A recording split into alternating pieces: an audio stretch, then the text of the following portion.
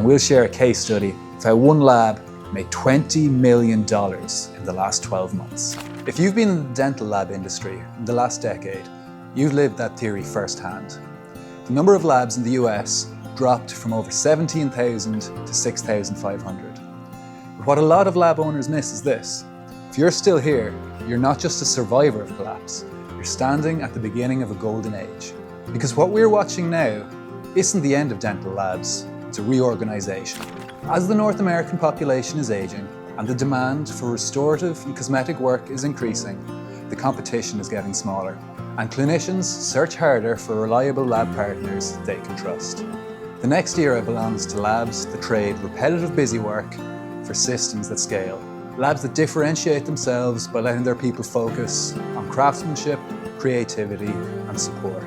Everyone in dentistry has felt the squeeze.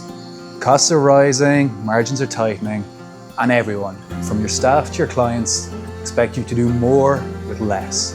And the question is always the same: how do we keep scaling without burning people out or adding even more overhead? The good news, there's a way forward, and it doesn't start with hiring more people. It starts with freeing the ones you already have. For years, everyone feared chairside tech would kill labs. It didn't. The real threat was failing to evolve with the technology. The labs that not only survived but grew didn't fight the tech. They practiced creative destruction and rethought the workflow. Instead of seeing technology as competition, they started seeing it as infrastructure. By building tech-driven processes that run in the background, their teams could focus on what actually drives value: quality, creativity, and relationships. That's the inflection point we're at now. The single largest bottleneck slowing labs down is digital case intake.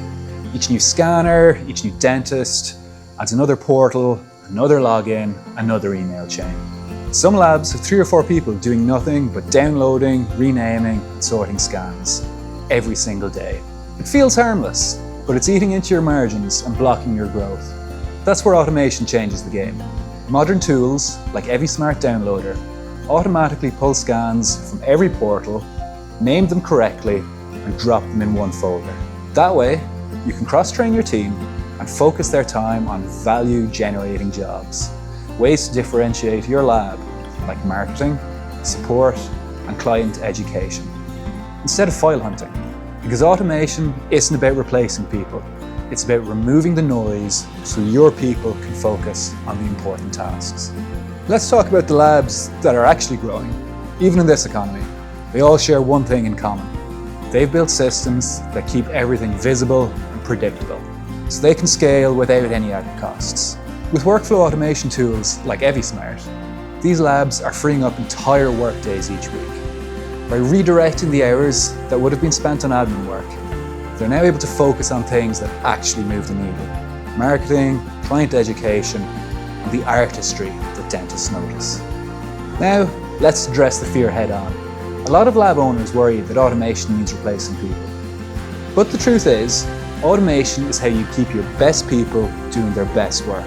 Because when your intake team isn't buried in repetitive admin, they can finally handle customer support, outreach, and problem solving.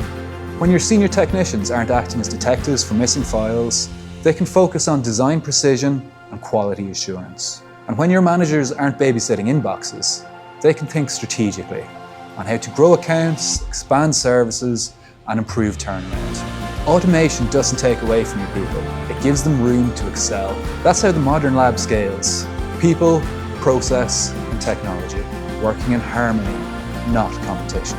If there's one message I want to leave you with, it's this: there is a future for dental labs, and it's bright.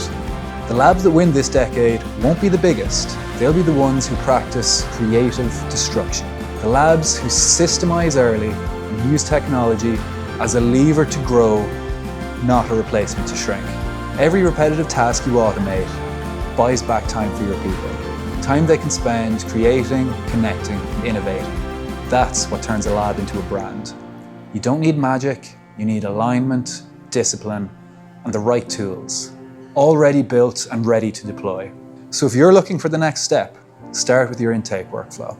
Map it, simplify it, automate it, and then redeploy that saved capacity into what truly sets your lab apart. Because this isn't about technology for technology's sake. It's about giving your team and your business the room to grow again.